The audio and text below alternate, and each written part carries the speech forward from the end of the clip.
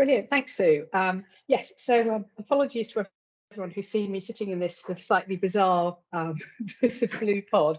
I'm actually at the International Society for Prevention of Childhood Abuse and Neglect conference, and this is the only quiet space I can find in the conference centre, away from the rush as everyone leaves all their workshops heading downstairs to lunch. Anyway, so I'll briefly say I'm Designate Doctor for Child Death working in Birmingham and Solihull, and I'm also an academic in child protection.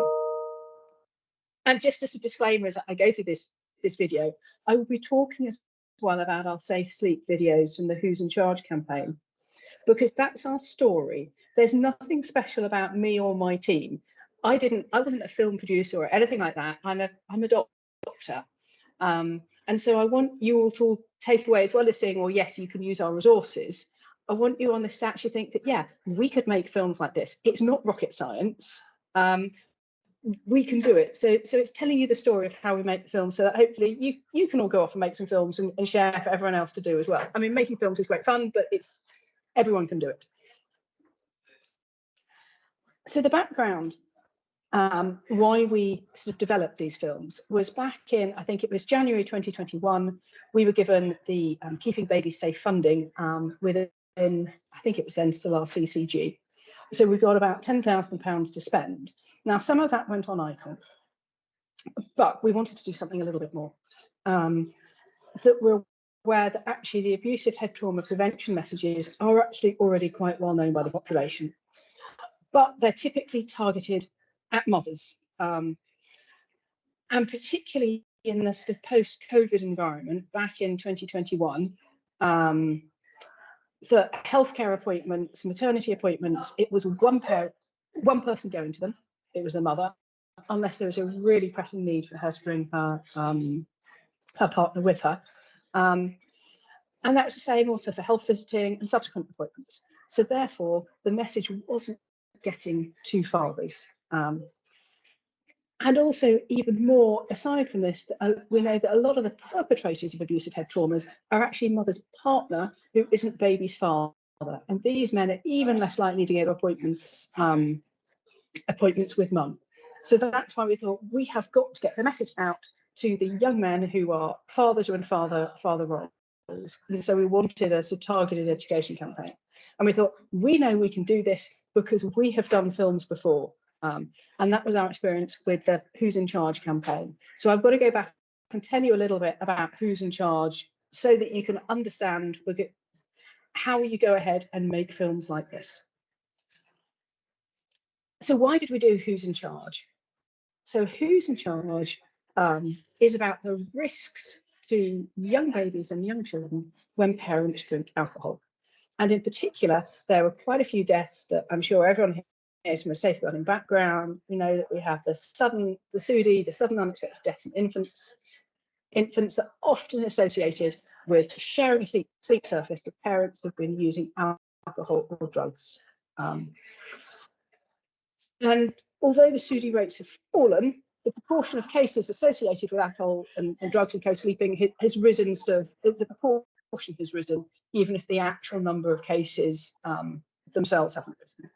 And in fact, we look into sort of more recently, it's still an issue, National Child Mortality Database SUDIC report, that half of unexpected infant deaths occurred while co-sleeping, and half of those parents had consumed alcohol or illicit drugs.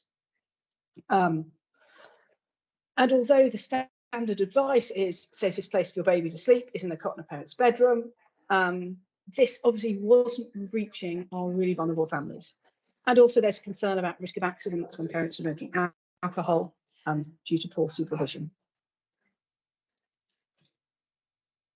And this is just some recent information from Lullaby Trust showing that 9 in 10 parents co-sleep, but they don't know how to reduce the risk of SIDS or infant death when they're co-sleeping. And yes, there is good information on places like the Lullaby Trust, but our really vulnerable families, those at risk of AHP, those at risk of SIDS, probably don't get that, don't actually bother to look for that sort of nuanced information explaining how to do it safely. So we've got to think of an easy way of getting tough public health messages out to vulnerable families. So the aim of our Who's in Charge campaign was that it's integrated public health and safeguarding working together. And it's a behavioural change in the home. And as well as producing some videos for people to see on social media, they can also be used by healthcare professionals to start conversations with families. To say, look, have you seen this video? Here, let me show it to you. That videos, everyone's got our phones and things like that. And with the Who's in Charge, we wanted a sort of a memorable phrase. So this was the voice of the child. Who's in charge of me when the parents are drinking? So again, when we get to our never ever shake babies, again, that's it. That's our phrase. So never ever shake. So how did we develop the film campaign? So first of all, we got some funding, and actually making films is not expensive. So we were funded for the Who's in Charge, and again for the abusive head trauma films through Birmingham Community Healthcare Trust and Birmingham Safeguarding Children's Partnership.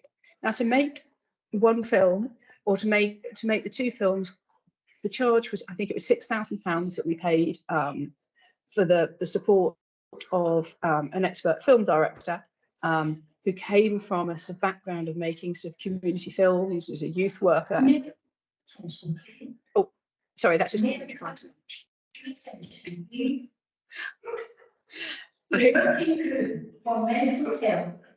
I'll just pause while this announcement's going on, and I'll carry on.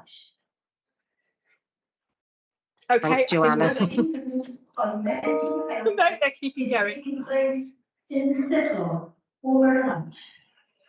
That's on level 3. Thank you. Right, I think they've stopped giving their announcements of where to go for lunch. I hope somebody saves me a sandwich. Yes, so the cost of about £6,000 to make the film, and then I'll explain further that we then used money for targeted advertising. But actually, the team was the experienced filmmaker who we worked with and safeguarding clinical specialists, so safeguarding nurse and myself. And that's exactly the same team of 3 of us that we had when we made the abusive head trauma. So coming up with that integrated public health safeguarding messaging. So this is, I'm going to show you actually first of all one of our safe sleep films, so you can see this is how simple it was to produce the film. So here we are. Sorry, we had a couple on the way home. May I have your attention, please? Just to remind you, the food chocolate is available for your use on level 0. Just to remind you, the food chocolate is available for your use on level 0. Thank you.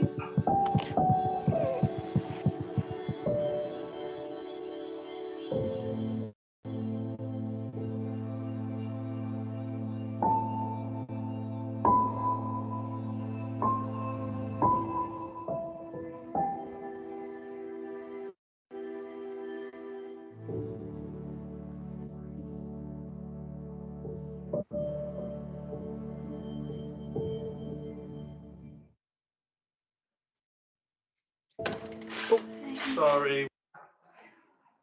So building on that film, we had actually produced 5 films. One about sharing a sofa, sharing a bed, home accidents, a party at home, and a picnic in the park.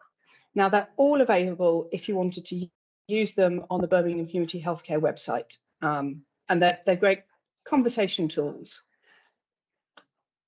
I'm just going to...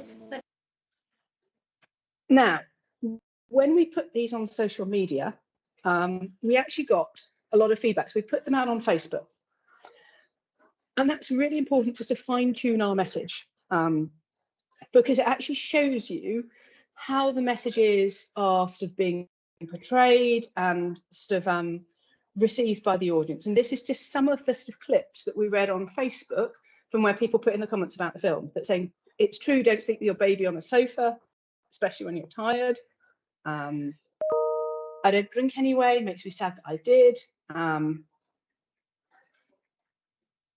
And it shows that actually people are it's really sort of having an impact and helping people to think about changing their behaviour.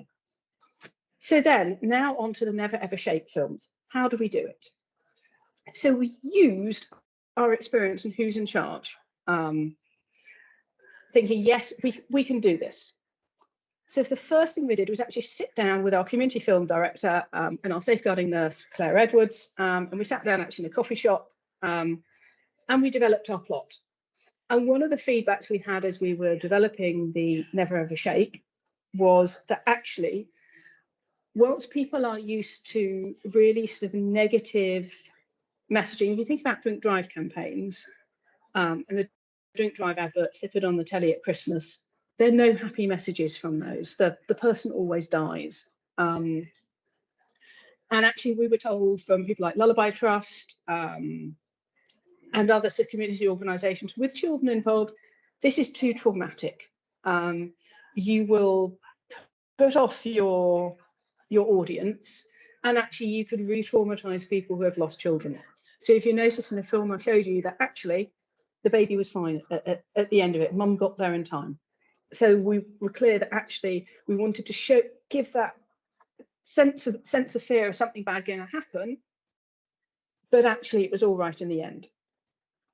So we developed our plot, and then we actually also sat down with some teenage parents. There were a young dads group and the teenage pregnancies, sort of midwives and young mums, to actually talk through our ideas and get a sense check from them before we'd actually made the film.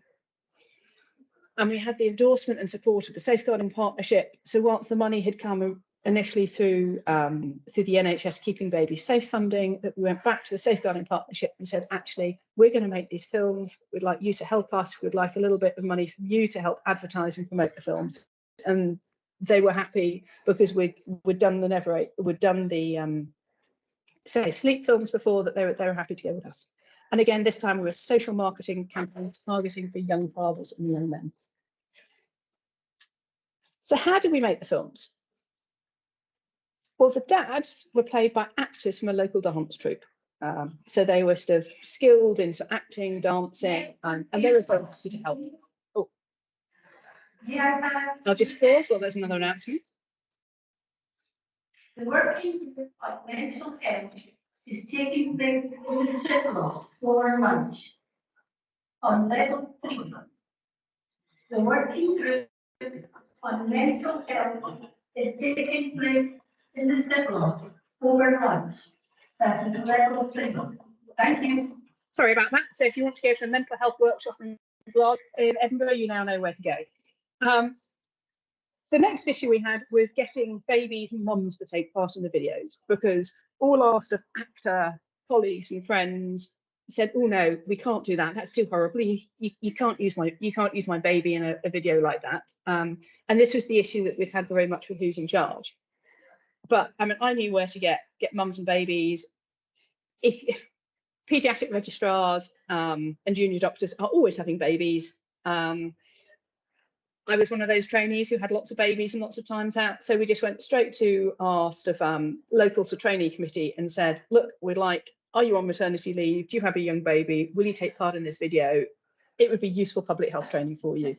And that way we had some 2 or 3 mums and young babies who were very happy to take part. One of the sort of negative feedbacks we had on the video that I showed you of the Safe Sleep was actually that family are too nice. We'd filmed it in my kitchen. I'm glad they liked my kitchen, but they said actually it's not. You want somewhere that's more looks like a council house. And it's one of those. How do you find? You can't just go to an estate and knock on people's doors and say, "Can I use your house to film a shaken baby video?" That's never going to go down well. But luckily, where I'm a school doctor at one of my special schools, they have some boarding houses that are no longer used, and the head teacher was quite happy for us to use the old boarding houses that are quite sort of past their prime as a film location, as long as we did it in half term. All the props and equipment, they were from our own homes, and so things like that. My kids are all massive teenagers and young adults. So we got the cot out the loft, and that came along. So that's where we bought it. And then having created the films, we got some feedback from young parents to see, because we could always change the editing and things like that, though we couldn't change the story at that point. And here is one of the quotes from the young dad. So I think I'm now going to show you the first of the videos. Okay.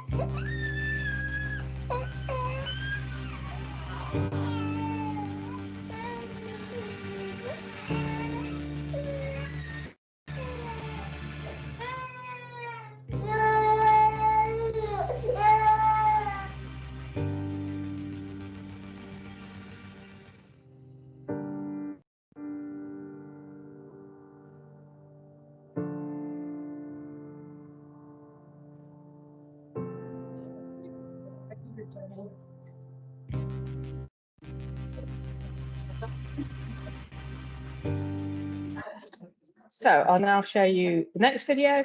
Again, we made 2 videos. It's the same story, different actors, different babies, just to,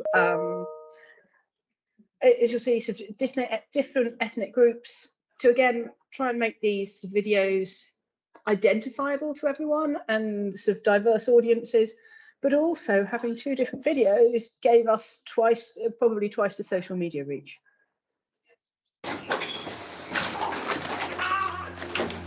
You're late. I'm in a rush.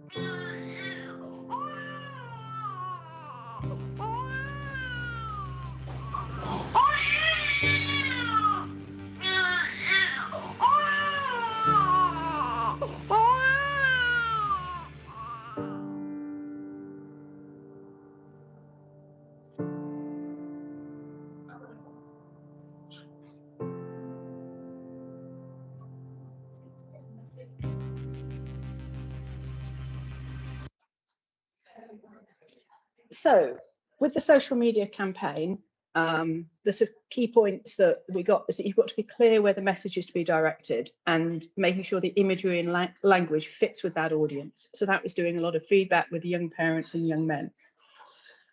And then when you campaign it, you've got to understand the sort of use of social media. So with the sort of Who's in Charge films, we used Facebook. With the abusive head trauma videos, we much more used Facebook and Twitter. We hadn't yet got TikTok, and it's quite difficult with local government now doing TikTok. But we needed a communications and social media expertise. So we actually had the media manager from the Children's Safeguarding Partnership directly sort of targeting sort of algorithms with paid for advertising to help us sort of reach as many people as possible. And we'd had a plan of a certain budget and how long we sort of promoted the films.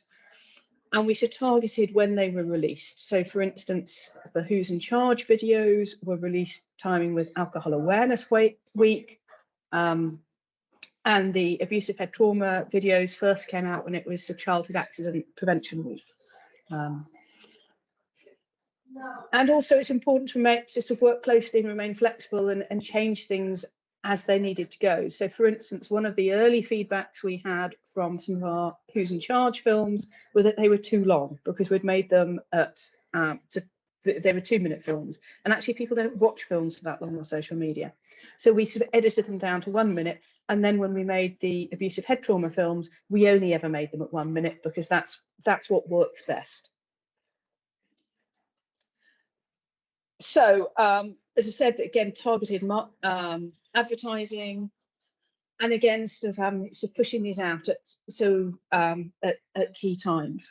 Now it says to date, the videos have been watched by more than 1 million people. I suspect we're closer to 2 million. And in fact, our Who's in Charge videos got us the 2021 Health Service Journal Safeguarding Award. So this is a little bit to sort of understand social media. I don't understand it terribly well. And this is where we really relied on our social media team.